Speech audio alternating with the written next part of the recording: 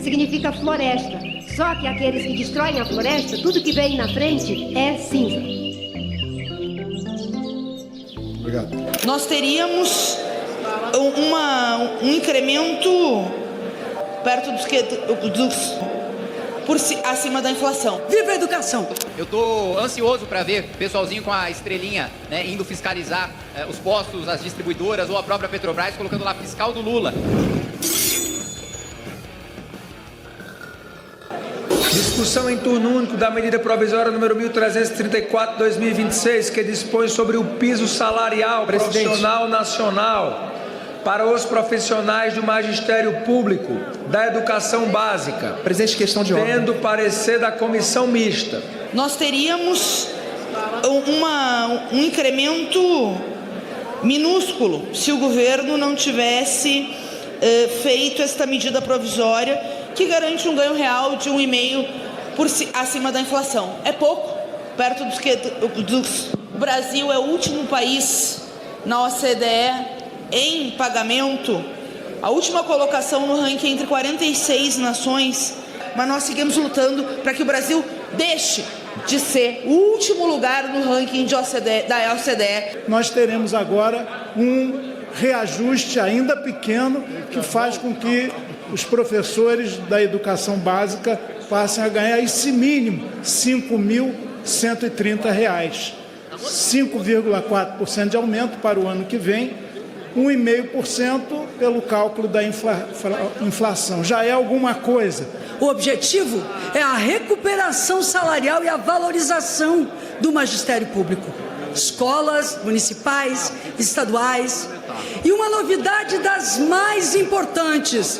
Eu me dirijo aos professores e professoras do Brasil. Viva a educação! A federação orienta sim à educação, sim à valorização dos profissionais da educação, sim ao piso nacional do magistério. Como orienta missão? Presidente, o partido Missão orienta não. Os professores não recebem o piso hoje e não vão receber a partir dessa medida provisória. Hoje é muito fácil o Parlamento, o Governo Federal, o Congresso Nacional dizer que vai aumentar o piso do salário dos professores sem garantir os recursos para os estados e para os municípios de fato materialmente efetivarem esse piso. Disse que vai ser retirado do Fundeb, mas a medida provisória não repassa mais um centavo do Fundeb para que os estados e os municípios cumpram esse piso. Ou seja, hoje tem estado que os tribunais de contas apontam que mais de 80% já não paga o piso atual. Aí o Congresso Nacional, sem fazer nenhum sacrifício próprio, porque dinheiro não falta, o que falta é cortar na carne do próprio Congresso, dos privilégios, inclusive dos próprios parlamentares, para de fato ter esse recurso para os municípios e para os estados. Então, pelo dever da minha própria consciência de não querer enganar os professores, orientação e voto não. Em votação, aqueles que forem pela aprovação permaneçam como se acham. Aprovado. Está aprovada a medida provisória na forma do projeto de lei de conversão. Em votação a redação final, aqueles que forem pela aprovação permaneçam como se acham. Aprovada. A matéria vai ao Senado Federal. Projeto de lei número 2486 de 2026. Discussão em turno único do projeto de lei número 2486 de 2026, que altera os limites da Floresta Nacional do Jamanchim e cria a área de proteção ambiental do Jamanchim, localizadas no município de Novo Progresso, estado do Pará. A cada noite a gente vê um novo PL da devastação.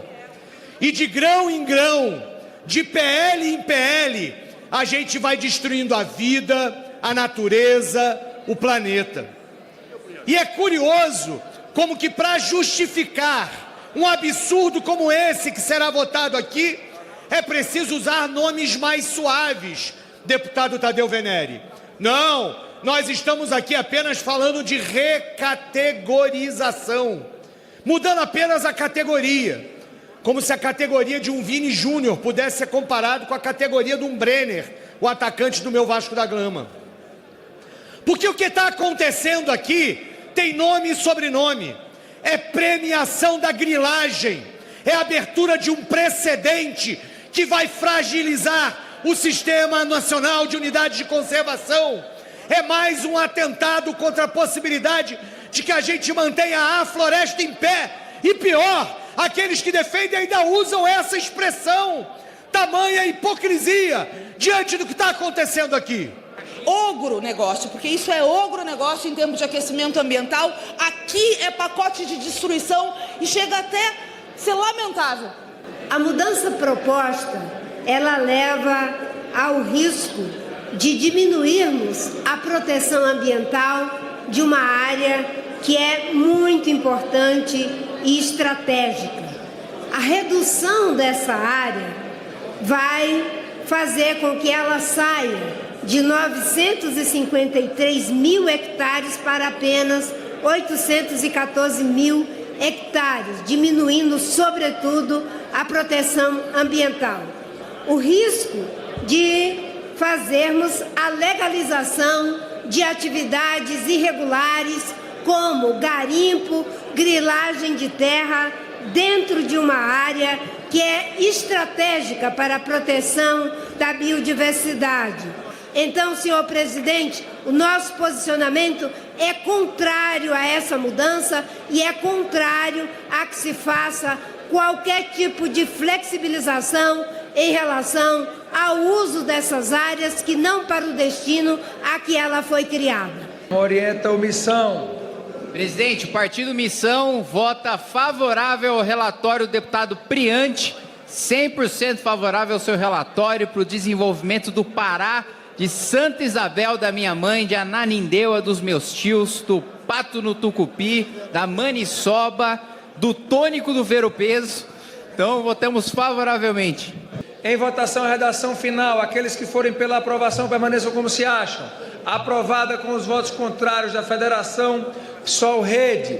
Obrigado, deputado. Projeto de lei número 2.564, de 25, do deputado Lúcio Moschini. Discussão em turno único do projeto de lei número 2.564, de 2025, que altera a lei 9.605, de 12 de fevereiro de 1998, para regular a aplicação de medidas administrativas cautelares para dispor sobre a garantia e ampla defesa e ao contraditório pendente de pareceres.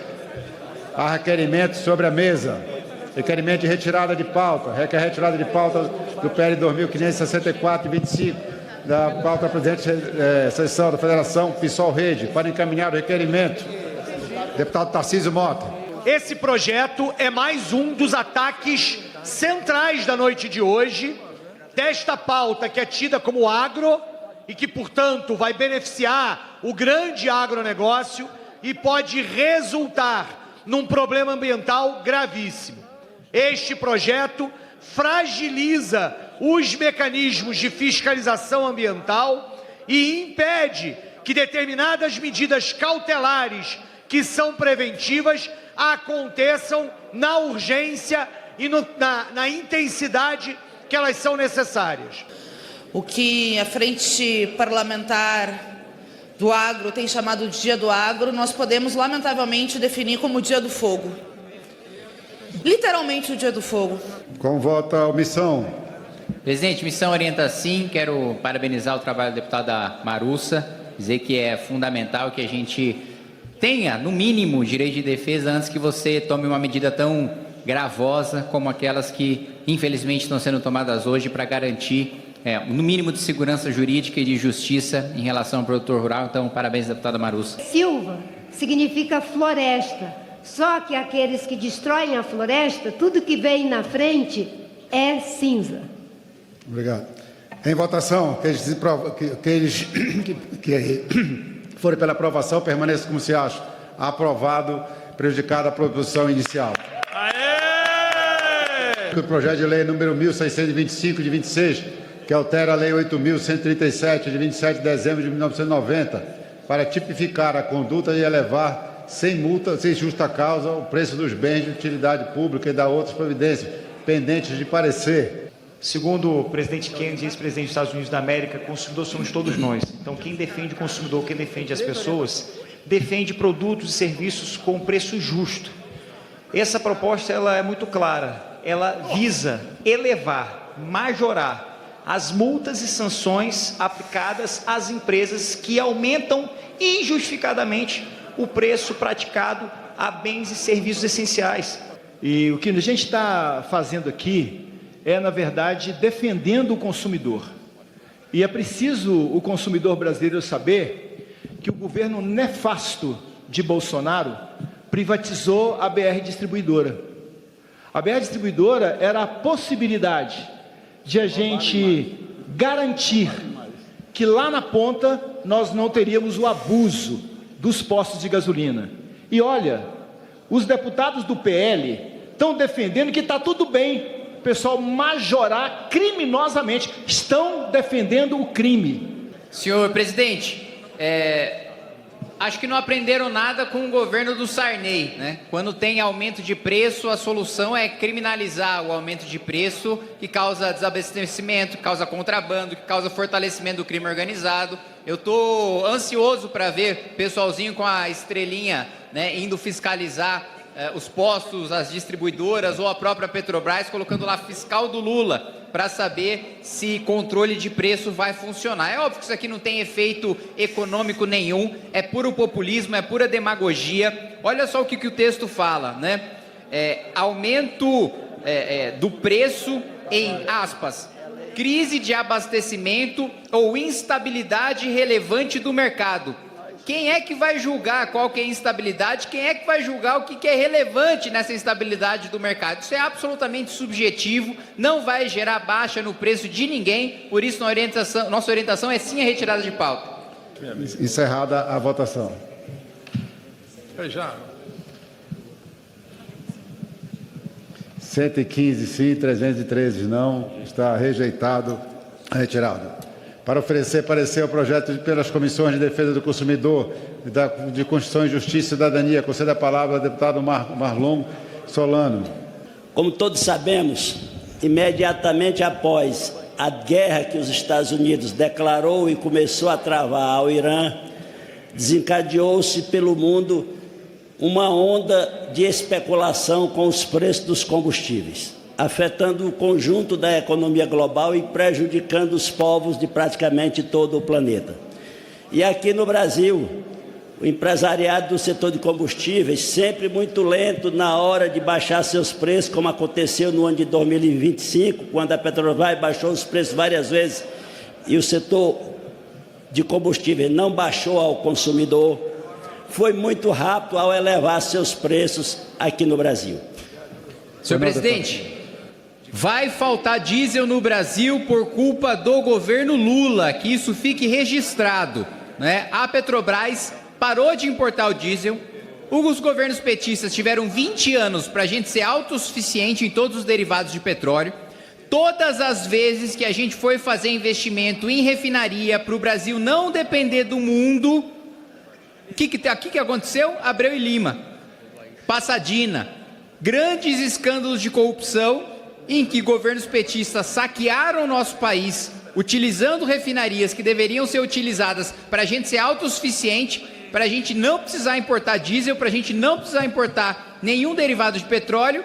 Aí hoje nós temos uma produção de petróleo própria, somos autossuficientes em petróleo, exportamos petróleo, mas a gente ainda precisa importar os derivados, porque a gente não tem refinarias capazes de atender o mercado nacional. E aí eu escutei todo tipo de bobagem aqui de quem... E olha que eu não sou nenhum especialista no setor de óleo e gás, mas só de saber um pouquinho mais do básico já não falaria bobagens tão grandes como...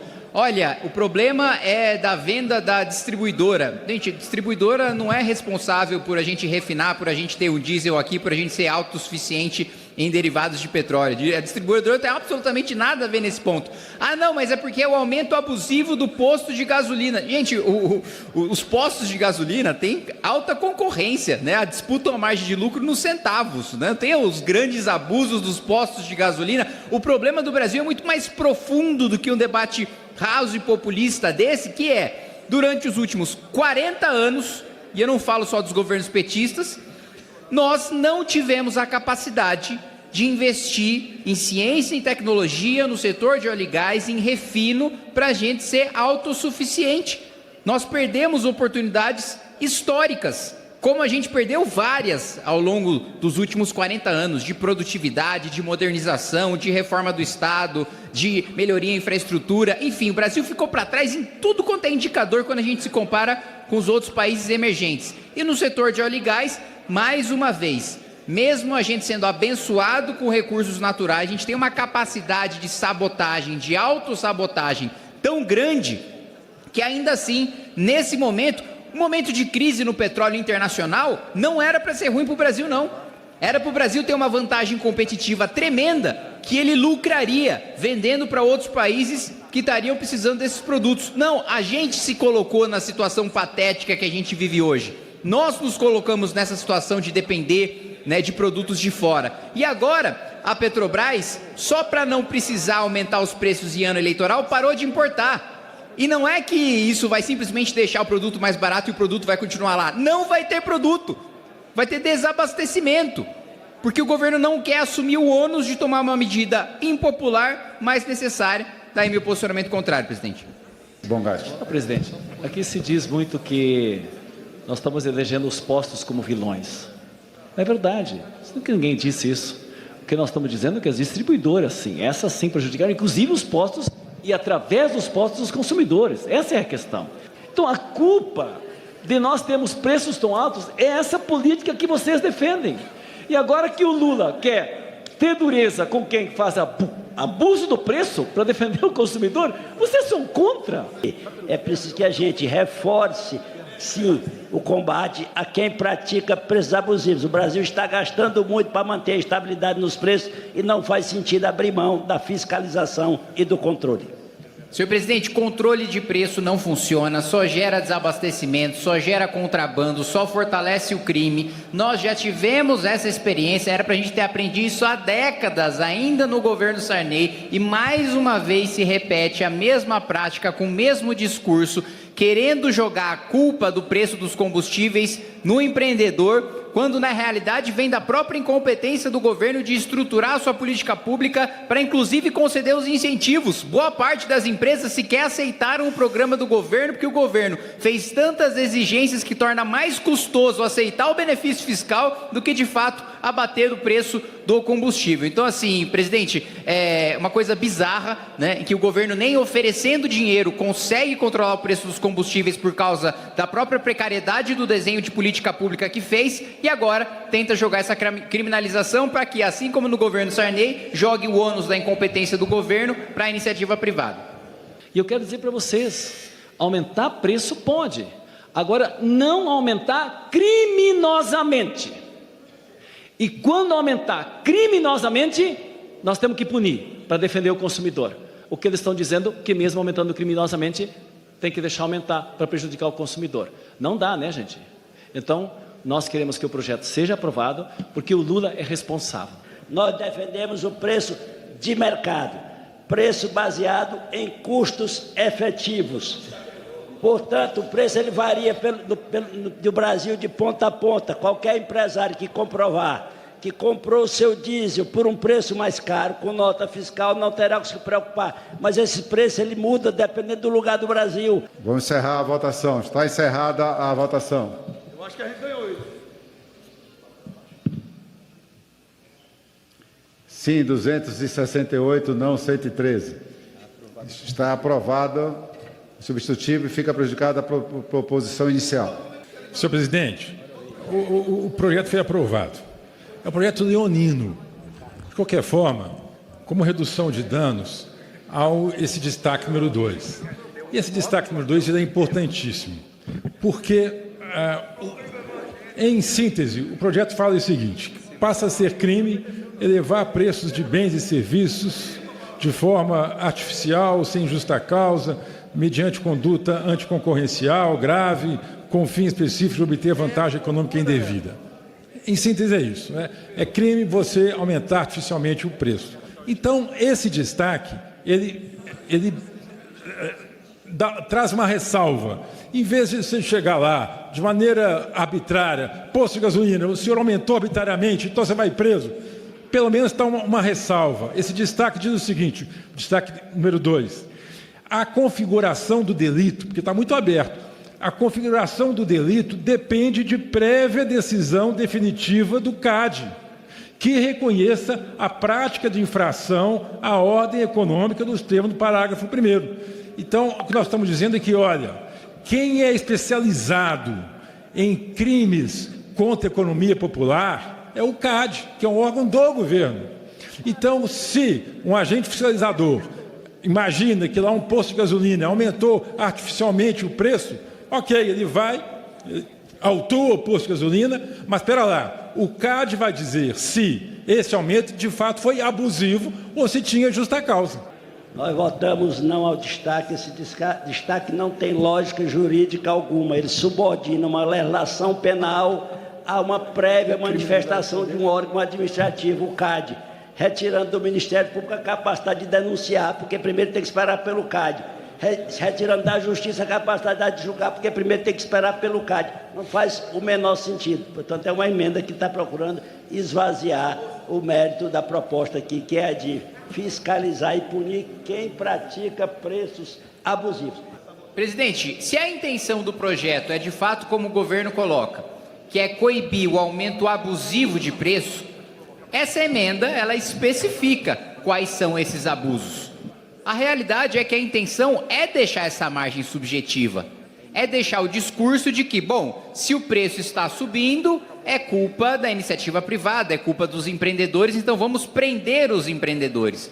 Na mesma coisa, repito, mesmo discurso da época do Sarney. Se o governo não consegue controlar a inflação, vamos criminalizar, aumentar o preço. Porque aí o foco deixa de ser em responsabilizar o governo por não conseguir controlar as contas públicas e passa a ser o empresário, o vilão, por estar aumentando os preços pelo custo de vida estar subindo. Da mesma maneira, o governo faz um péssimo desenho para conter o aumento dos combustíveis, que a maior parte, né, dos atores do mercado não quiseram sequer aderir para o dinheiro que o governo está oferecendo. Aí o governo fracassa e agora quer criminalizar o outro. Está encerrada a votação. Não vou nem olhar, mano. Pronto. 196 sim, 200 não e uma abstenção. Está rejeitada a emenda.